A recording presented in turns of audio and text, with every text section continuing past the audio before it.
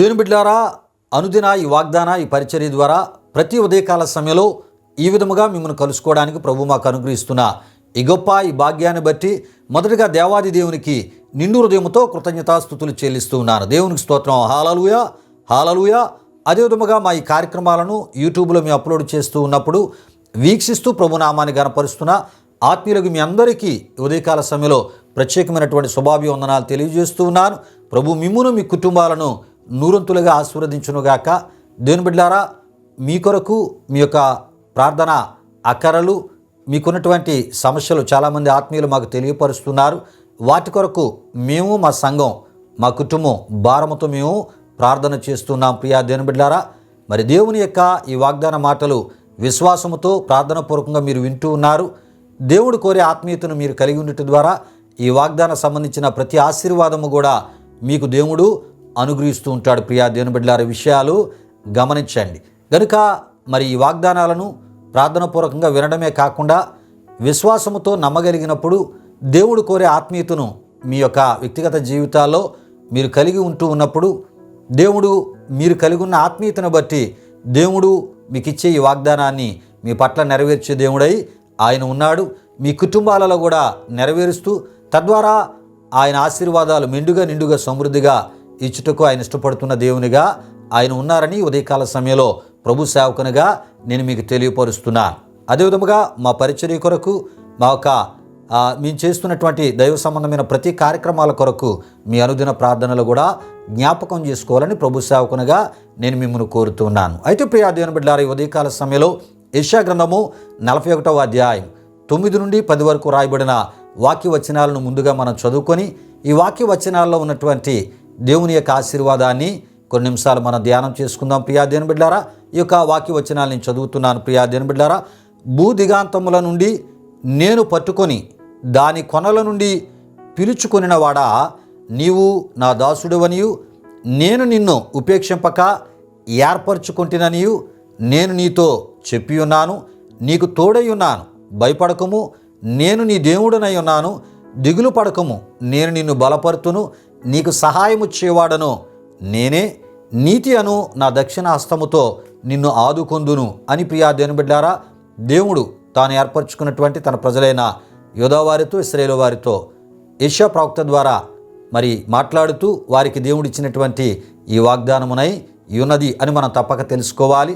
అంటే యోధావారికి ఇశ్రాయేలు వారికి దేవుడిచ్చిన వాగ్దానము ఈ వాగ్దానమునై ఉన్నది అని మనం తప్పక తెలుసుకోవాలి. ప్రియా దేవుని బిడ్డలారా, అయితే దేవుడు తన ప్రజలకు ఎటువంటి సందర్భంలో ఈ యొక్క వాగ్దానాన్ని ఆయన ఇచ్చి ఉన్నాడో ప్రియా దేవుని బిడ్డలారా మనం తప్పక తెలుసుకోవాలి. ప్రియా దేవుని బిడ్డలారా, విషయాలు గమనించండి.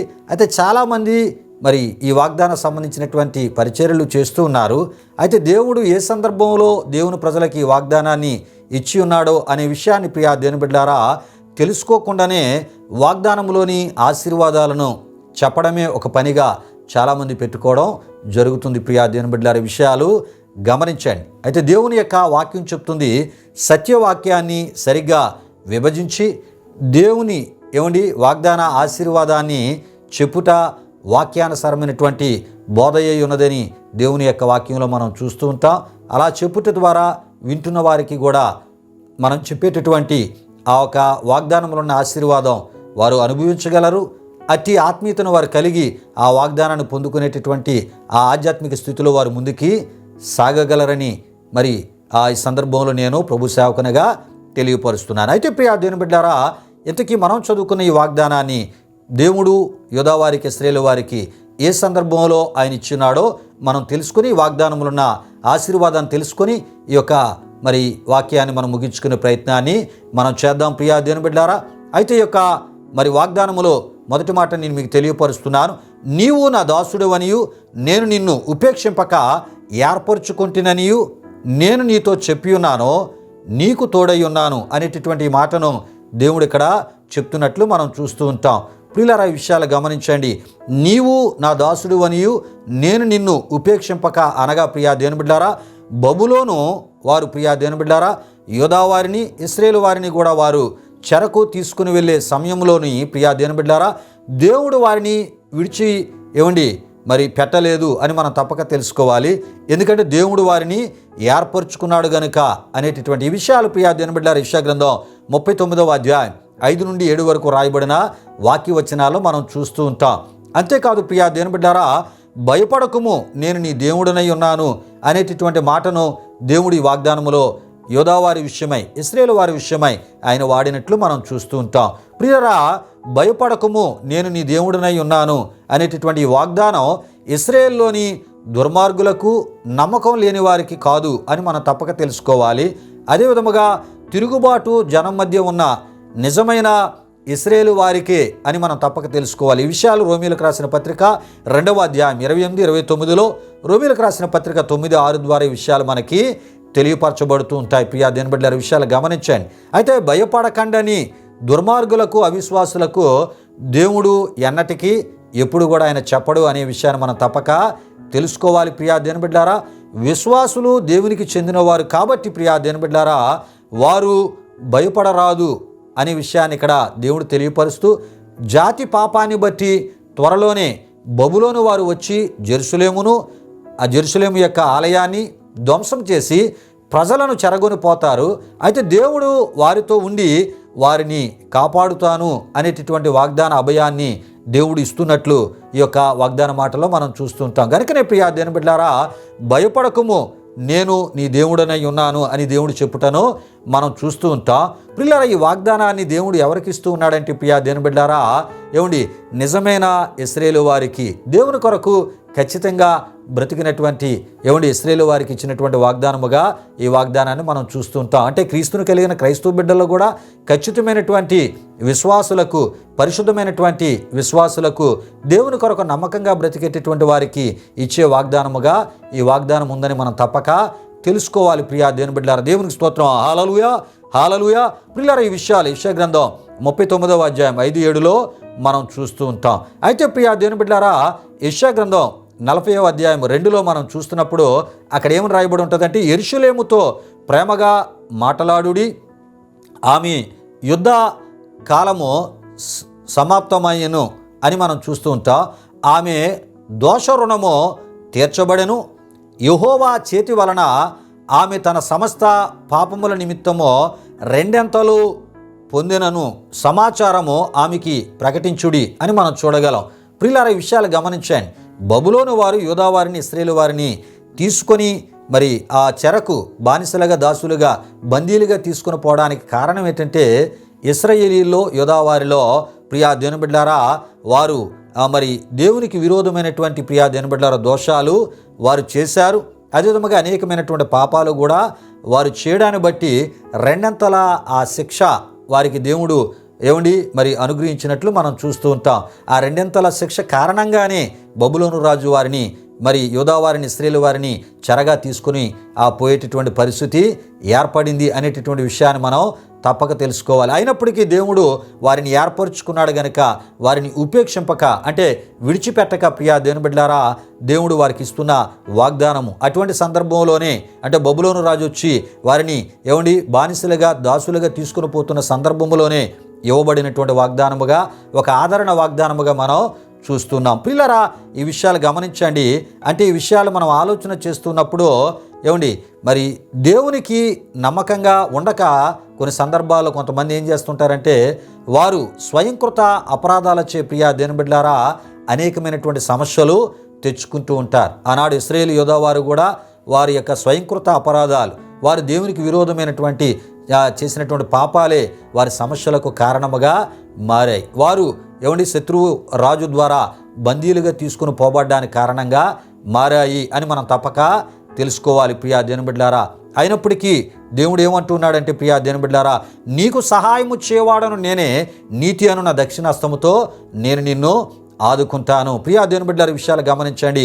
దేవుడు ఏర్పరచుకున్న ఆయన బిడ్డలను ఆయన విడిచిపెట్టే దేవుడు కాదు. ప్రియా దేవుని బిడ్డలారా, ఒక్కొక్కసారి మన స్వయంకృత అపరాధాలు, స్వయంకృత దోషాల ద్వారా మనం దేవుని దుఃఖపరిచినప్పటికీ, దేవునికి విరోధమైనటువంటి పనులు చేస్తూ మనం తప్పిపోతున్నప్పటికీ దేవుడు విడిచిపెట్టే దేవుడు కాదు. కానీ దాని ద్వారా శిక్ష తప్పక అనుభవించేటటువంటి పరిస్థితులు ఎదురవుతూ ఉంటాయి.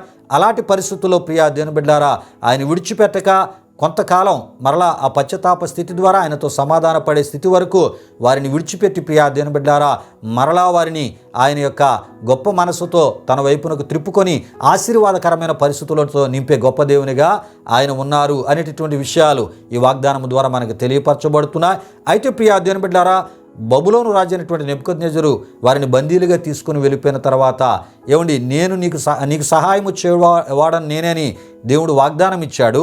నీతి అను నా దక్షిణాస్తముతో నేను నిన్ను ఆదుకుంటానన్నాడు. అలాగే ప్రియా దేవుని బిడ్డలారా పారసీకుల చక్రవర్తి అయినటువంటి కోరేషును దేవుడు ప్రేరేపించి ప్రియా దేవుని బిడ్డలారా కోరేషుకు అనేక రాజ్యాల మీద జయాలిస్తూ అదేవిధముగా బబులోను రాజు అయినటువంటి నెబుకద్నెజరు మీద బబులోనీయుల మీద కూడా జయమిచ్చి తన ప్రజలైనటువంటి ఇశ్రాయేలీయులను మరలా బబులోను యొక్క చెర నుండి వారి యొక్క స్వదేశానికి యెరూషలేమునకు ప్రియా దేవుని బిడ్డలారా యోధా వారిని ఇశ్రాయేలు వారిని మరలా తీసుకుని వచ్చుటలో దేవుడు కోరేషును అభిషేకించి వాడుకున్నట్లు మనం చూస్తూ ఉంటాం. దేవునికి స్తోత్రం. హల్లెలూయా హల్లెలూయా. ప్రియులారా మరలా వారిని వారి యొక్క దేశానికి పంపించుటలో ప్రియా దేవుని బిడ్డలారా కోరేషును ఒక అన్యుడైనటువంటి కోరేషును దేవుడు వాడుకున్నాడు. దేవునికి స్తోత్రం. హల్లెలూయా హల్లెలూయా. ఈ విషయాలు ప్రియా దేవుని బిడ్డలారా యెషయా గ్రంథం 41వ అధ్యాయము 25, 26, 27 వచనాల్లో మనం చూస్తూ ఉంటాం. ప్రియులారా ఈ విషయాలు గమనించండి. అంటే మరి ఆనాడు ఇశ్రాయేలు యూదా వారి యొక్క దోషాలను బట్టి పాపాలను బట్టి వారికి వారు స్వయంకృత అపరాధాలు ద్వారా సమస్యలు తెచ్చుకొని ఒక చెర సంబంధించినటువంటి పరిస్థితులకి వారికి వారే ఆ ఒక పరిస్థితులను కలుగు చేసుకుని ఉంటుండగా ప్రియా దేవుని బిడ్డలారా దేవుడు వారిని ఏర్పరచుకున్నాడు గనుక వారిని విడిచిపెట్టక నేను మీకు సహాయం చేసి నేను మరలా మీ స్వదేశానికి తీసుకుని వచ్చి మరలా పూర్వపు ఆశీర్వాదకరమైన స్థితిని నేను మీకు దయచేస్తానని ఈ వాగ్దానం ద్వారా దేవుడు ఆనాడు వారిని బలపరిచినట్లు ఆదరించినట్లు దేవుని వాక్యంలో మనం చూస్తూ ఉన్నాం. ప్రియులారా కొన్ని సందర్భాల్లో ఆయన విశ్వసించిన మన జీవితాల్లో కూడా మనం ఒక్కొక్కసారి ఏం చేస్తుంటామంటే ఆయనకి విరోధమైనటువంటి దోషకార్యాలు పాపకార్యాలు స్వయంకృత అపరాధాల ద్వారా ఆయా సమస్యలు మనం తెచ్చుకుంటూ ఉంటాం. అయినప్పటికీ ప్రియా దేవుని బిడ్డలారా దేవుడు మనల్ని విడిచిపెట్టక మనల్ని విడిపించు దేవునిగా ఆయన ఉంటానని ఈ యొక్క ఉదయకాల సమయంలో వాగ్దానం ద్వారా ఈ సందర్భ విషయాల ద్వారా ఆయన మనతో మాట్లాడుతున్నారు. కనుకనే అపోస్తలుడైన పౌలు గారు కూడా తిమోతికి రాసినటువంటి 2వ పత్రికలో ఆయన ఈ విధముగా వ్రాసి తెలియపరుస్తుంటాడు. మనము నమ్మదగని వారమైనను, మూల భాషలో మనం చూస్తాం, నమ్మకపోయినను ఆయన నమ్మదగిన వాడుగా మన జీవితాల్లో ఉండును అని ప్రియా దేవుని బిడ్డలారా ఆయన అక్కడ తిమోతికి వ్రాసి తెలియపరిచినట్లు మనం చూస్తూ ఉంటాం. ప్రియులారా దేవుడు మాట తప్పనేవాడు. ఆయన ఏర్పరచుకున్న మన విషయంలో ఆయన ఎప్పుడు కూడా మనలను సమస్యల్లో విడిచిపెట్టడు, బాధల్లో విడిచిపెట్టడు, ఆర్థిక ఇబ్బందులు విడిచిపెట్టడు, అప్పుల సమస్యల్లో విడిచిపెట్టడు, మనశ్శాంతి లేని పరిస్థితుల మధ్య ఆయన విడిచిపెట్టడు. మన కొరకు ఏదో ఒక అద్భుతాన్ని చేసి మరలా ఆ పరిస్థితుల నుంచి మనల్ని విడిపించే గొప్ప హృదయం కలిగినటువంటి కనికరము జాలి కలిగిన దేవునిగా ఆయన ఉన్నాడు అని ఉదయకాల సమయంలో మనతో ఈ వాగ్దానం ద్వారా ఆయన మాట్లాడుతూ ఉన్నారు. ప్రియా దేవుని బిడ్డలారా గనుక మనం ఆయనకి నమ్మకమైన వారిగా ఉందాం. ప్రియా దేవుని బిడ్డలారా ఆయనను మాత్రమే నమ్ముతూ ఆయన ఎడల మన విశ్వాసాన్ని కొనసాగిస్తూ ప్రియా దేవుని బిడ్డలారా ఆయన కోరి ఆత్మీయతలో మనం ముందుకు సాగిపోతూ ప్రియా దేవుని బిడ్డలారా ఈ వాగ్దానములు ఉన్న దేవుని ఆశీర్వాదాన్ని మనం పొందుకుందాం. దేవునికి స్తోత్రం. హల్లెలూయా హల్లెలూయా. దేవుని బిడ్డలారా ఈ వాగ్దానం ఈ మాటలు విన్నటువంటి మీ కొరకు నేను ప్రార్థిస్తున్నాను. ప్రతి ఒక్కరు ఈ ప్రార్థనలో నాతో పాటు ఏకీభించవలసిందిగా ప్రభువైన యేసుక్రీస్తు నామములో నేను మిమ్మల్ని కోరుతున్నాను. ప్రార్థన చేసుకుందాం. ప్రియా దేవుని బిడ్డలారా మహిమా స్వరూపైన మా ప్రభువా జీవాధిపతి అయిన యేసయ్యా నీ ఘనమైన నామానికి మహిమ చెల్లిస్తున్నా. దేవా అనుదిన ఈ వాగ్దాన ఈ పరిచర్య ద్వారా ఈ విధముగా వాగ్దాన సంబంధమైన ఈ విషయాలు మా ప్రియులకు తెలియపరచుటలో వారిని బలపరచుటలో మీరు మాకు ఇస్తున్న ఈ గొప్ప ఆత్మ నడిపింపు అభిషేకాన్ని బట్టి స్తుతులు చెల్లిస్తున్నాం. ఈ మాటలు విన్న మా ప్రియులందరినీ మీరు దీవించండి. వారి అక్కరలు తీర్చండి, వారి అవసరతలు తీర్చండి. ఏ రకమైనటువంటి సమస్యలో ఉన్నారు యేసుక్రీస్తు నామములో విడుదల దయచేయండి. ఈ దినమంతా మీ సన్నిధి కాపుదల భద్రత వారికి అనుగ్రహించండి. ఎంతోమంది యవ్వన బిడ్డలు ఎగ్జామ్స్ రాస్తూ ఉన్నారు. వాటి విషయాల్లో మంచి విజయాలు యేసుక్రీస్తు నామములో వారికి మీరు దయచేయండి. ఎంతోమంది యవ్వన బిడ్డలు ఉద్యోగ ప్రయత్నాలు చేస్తున్నారు. మంచి ఉద్యోగాలు వారి యొక్క చదువుకు తగ్గ మంచి జీతం కలిగిన ఉద్యోగాలు యేసుక్రీస్తు నామములో వారికి మీరు దయచేయండి. యవ్వన బిడ్డల వివాహ విషయాలు కొంతమంది తల్లిదండ్రులు ప్రయత్నాలు చేస్తున్నారు. వారి ప్రయత్నాలు సఫలపరిచి మంచి కుటుంబాలను యేసుక్రీస్తు నామములో వారికి మీరు దయచేయండి. కృప చూపించండి. ఎవరైనా శరీర బలహీనతలతో ఉంటే వారిని మీరు ముట్టండి, స్వస్థపరచండి. మీ ఆరోగ్యాన్ని వారికి దయచేయమని దేవా మరొకసారి ఉదయకాల సమయంలో మా ప్రియులందరినీ మీ పరిశుద్ధ హస్తాలకు సమర్పించుకుంటూ దేవా గర్భఫలాలు లేని వారు ఎవరున్నా వారికి యేసుక్రీస్తు నామములో గర్భఫలాలు అనుగ్రహించి తద్వారా సంతాన ప్రాప్తులుగా దీవించి తద్వారా మీరు మహిమ పొందమని యేసు నామములో అడిగి వేడుకొనుచున్నాము తండ్రి, ఆమీన్. ఇప్పుడు మన తండ్రి అయిన దేవుని యొక్క ప్రేమైన కుమారుడైన యేసుక్రీస్తు వారి యొక్క కృప, పరిశుద్ధాత్మ దేవుని యొక్క అన్యోన్య సహవాసం, ఈ వాగ్దాన కార్యక్రమంలో పాల్గొని ప్రార్థనలో ఏకీభవించిన మా ఆత్మీయులకు సర్వలోక పరిశుద్ధులకు ఇప్పుడు ఎల్లప్పుడు సదాకాలముతోడి నడిపించి కాపాడునుగాక. ఆమీన్. యేసు రక్తమే జయం, ప్రభేశ్వర రక్తమే జయం, ప్రభేశ్వర రక్తము సంపూర్ణమైనది, అపవాది క్రియలకు అనంత నాశనము కలుగునుగాక. ఆమీన్, ఆమీన్. ప్రభు మిమ్మును మీ కుటుంబాలను నూరంతులుగా ఆశీర్వదించునుగాక.